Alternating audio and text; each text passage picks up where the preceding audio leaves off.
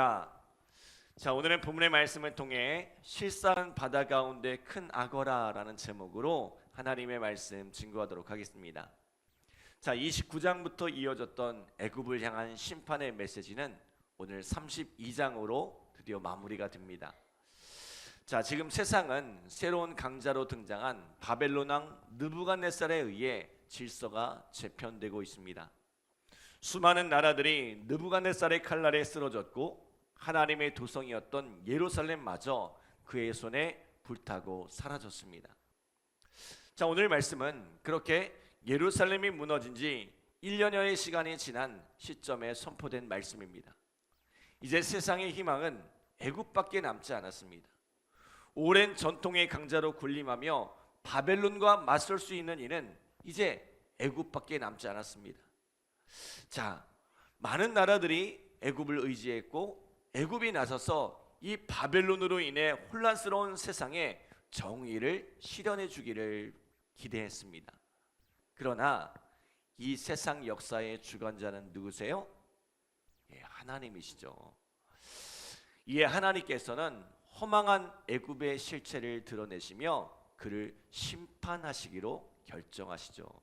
자, 우리 2절 말씀 다시 한번 읽겠습니다. 2절 시작. 인자야, 너는 애굽의 바로 왕에 대하여 슬픈 노래를 불러 그에게 이르라. 너를 여러 나라에서 사자로 생각하였더니 실상은 바다 가운데의 큰 악어라. 강에서 튀어 일어나 발로 물을 휘저 그 강을 더럽혔도다. 아멘. 자, 애굽 왕 바로는 스스로를 젊은 사자라고 생각했습니다. 세상의 제왕, 세상의 질서를 다스리는 권세자라고 생각했습니다. 또 그를 의지하는 많은 나라들이 그러한 생각에 동조하고 있었죠. 오늘날 미국이라는 나라가 막강한 힘으로 세계 질서를 주무르고 우리나라를 비롯한 많은 나라들이 그 질서에 동조하고 의지하며 살아가는 것과 비슷합니다. 실제로 애굽은 오랜 역사 속에 전통의 강자로 군림하며 세상의 질서를 조율해 왔습니다. 그러나 하나님께서 보신 애굽의 실상은 무엇입니까?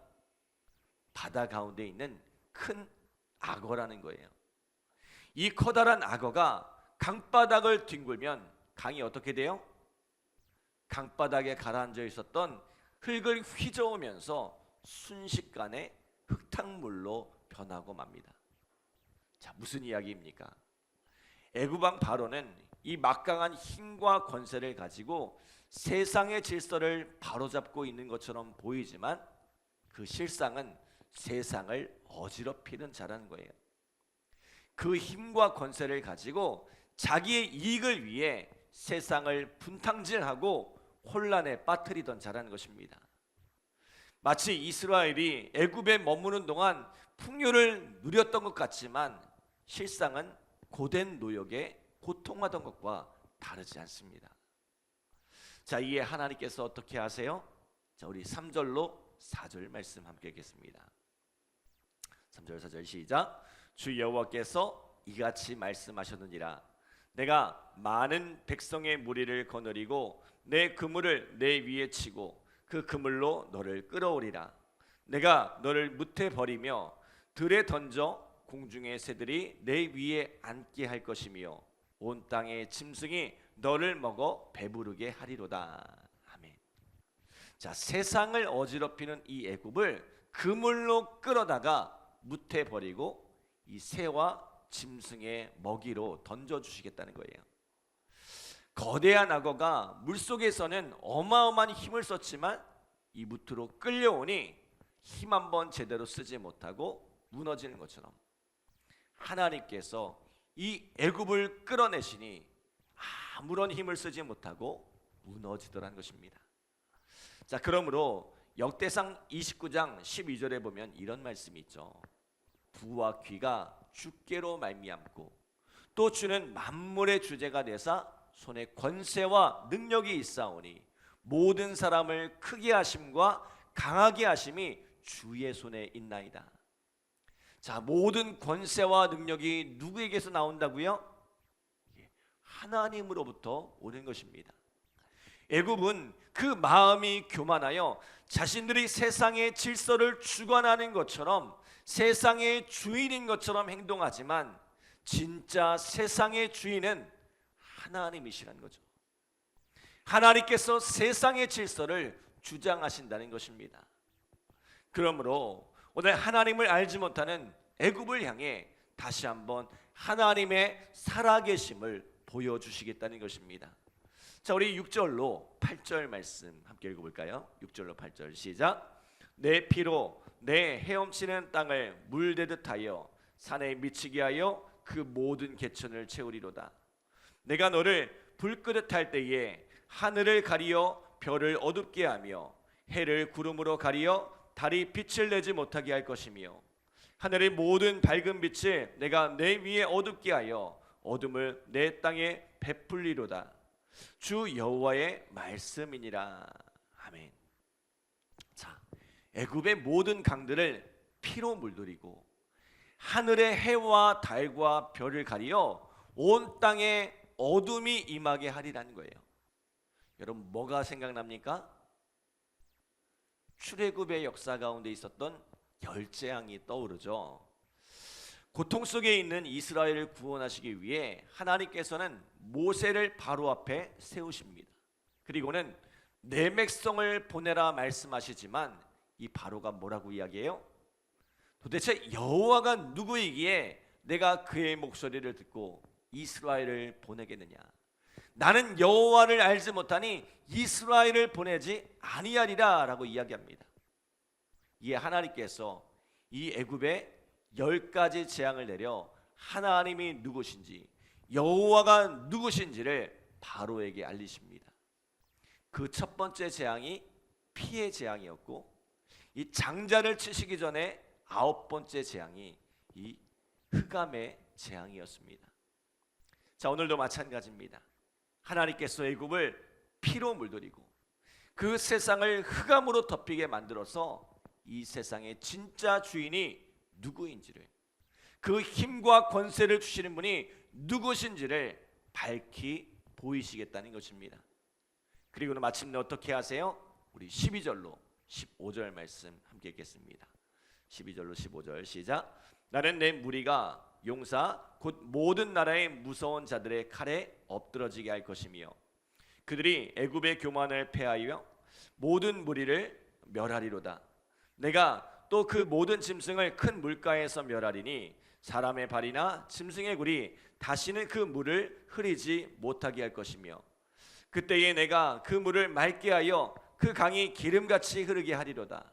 주 여호와의 말씀이니라. 내가 애굽 땅이 황폐하여 사막이 되게 하여 거기에 풍성한 것이 없게 할 것이며 그 가운데의 모든 주민을 치리니 내가 여호와인 줄을 그들이 알리라. 자, 하나님께서 바벨론 왕 느부갓네살의 칼을 빌어 애굽을 치심으로 세상의 주인 행세를 하던 그의 교만을 꺾으시겠다는 것입니다. 그리하여 다시는 애굽이 세상을 어지럽히지 못하게 하시겠다는 거죠. 자, 그렇게 모든 것이 황폐해진 후에야 그들이 비로소 여호와를 알게 되리라는 것입니다. 지금까지 우리가 나눴던 이 에스겔 25장부터 32장에 이르기까지 하나님께서는 이스라엘 주변에 여러 나라를 향한 심판의 메시지를 말씀하셨습니다. 암몬과 모압, 그리고 에돔과 블레셋, 두로와 시돈, 그리고 애굽에 이르기까지 이들의 죄를 물으시고 이들을 향한 심판을 선포하셨습니다. 그런데 그 가운데에 계속해서 반복되는 메시지가 있습니다. 그 메시지가 뭐예요? 내가 여호와인 줄을 그들이 알리라. 내가 여호와인 줄을 그들이 알리라 라는 메시지입니다. 그들이 이러한 실패의 삶을 살았던 이유가 무엇입니까? 그들이 자신들을 지으시고 다스리시는, 그들을 높이기도 하시고 낮추기도 하시는 하나님을 알지 못했기 때문이란 거예요. 하나님을 알지 못하여 고통 속에 있는 형제를 조롱하고 하나님을 알지 못하여 고통 속에 있는 형제의 고통을 더하고 하나님을 알지 못해 형제의 실패를 이익의 기회로 삼아 계산기를 두드리며 하나님을 알지 못해 자신의 세상의 주인인 양 마음을 높이고 세상을 어지럽게 하는 삶을 살았다는 것입니다. 그러나 하나님께서는 그들의 모든 행위를 지켜보고 계셨다는 거죠. 결국 이들은 모두 심판의 칼날에 엎드러져 스올로 죽음의 구덩이로 던져졌습니다. 자, 여러분은 이 심판의 메시지를 들으면서 무엇을 생각하셨습니까? 어쩌면 심판을 받아 멸망한 나라들은 우리 속에 틈타고 있는 마음들, 하나님께서 우리 마음에서 멸하기를 원하시는 그런 마음들이 아닐까 생각해 봅니다. 내 마음속에 형제를 비방하고 조롱하는 마음이 있지는 않습니까? 형제를 고통 속에 넘어뜨리고자 하는 마음이 있지는 않습니까? 형제와 경쟁하며 그를 넘어뜨리고 그것을 내 이익의 기회로 삼으려는 마음이 있지는 않았습니까? 혹은 그 마음이 교만하여 하나님의 자리를 꿰차고 앉아 모든 것을 좌지우지하려 하는 그런 마음을 갖고 있지는 않습니까? 이 모두가 하나님께서 우리 마음속에서 멸하시고자 하는 마음이라는 거죠. 어쩌면 오늘 우리 속에 이 암몬과 모압이, 에돔과 블레셋이, 두로와 시돈이, 또 애굽이 자라고 있을지도 모른다는 것입니다. 그리고 이러한 것들이 우리 마음속에서 자라나고 있는 이유는 우리가 진정으로 하나님을 알지 못하고 그분을 내 삶의 주인으로 온전히 인정하고 살지 못하기 때문이라는 것입니다. 사랑하는 여러분, 오늘 하나님께서 심판의 칼날을 들어 우리 속에 있는 이 죄악된 마음들을 도말하여 주시길 원합니다. 이러한 것들이 다시는 우리의 마음을 주장하지 못하도록 하나님이 미워하시는 그 무엇이 우리의 마음 가운데 틈타지 못하도록 우리를 깨끗이 씻어주시는 은혜가 함께하기를 간절히 기도합니다. 오늘 우리의 삶이 그렇게 하나님을 알고 하나님을 하나님으로 고백하는 복된 삶이 되기를 간절히 기도합니다. 기도하겠습니다. 하나님 감사합니다. 오늘 우리에게도 복된 말씀을 허락하여 주시고 귀한 말씀으로 우리의 삶을 돌아볼 수 있도록 인도하여 주심에 감사드립니다. 하나님, 혹시 우리의 마음속에 이러한 열방들이 행했던 그 악한 마음들이 우리 속에 자리 잡고 있지는 않은지요?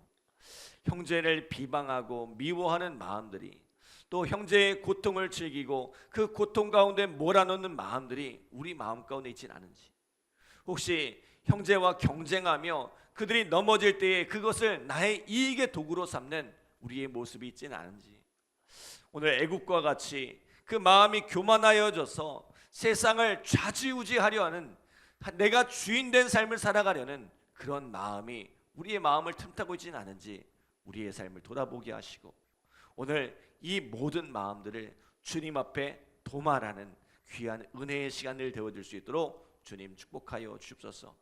하나님이 미워하시는 것들이 더 이상 우리의 마음을 주장하지 못하도록 우리의 마음속에 역사하여 주시고 우리를 깨끗하게 씻어주시는 귀한 축복과 은혜를 경험케 하여 주시옵소서.